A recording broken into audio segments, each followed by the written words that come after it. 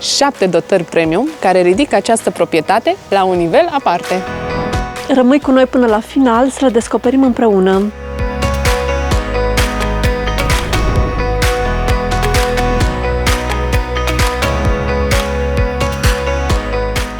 Casa dispune de un living spațios, sistem smart KNX controlabil prin telefon, senzori inteligenți, sistem de recirculare a aerului cu recuperare de căldură.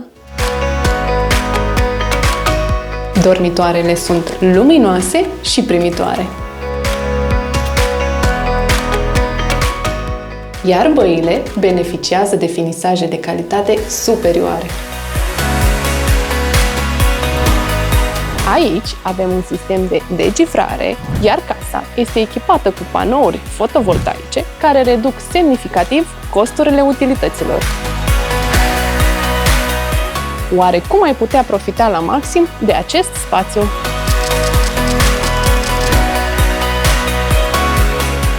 Proprietatea dispune de curte privată, poartă automată, stație de încărcare auto și un carport unde îți poți proteja mașina de vremea nefavorabilă.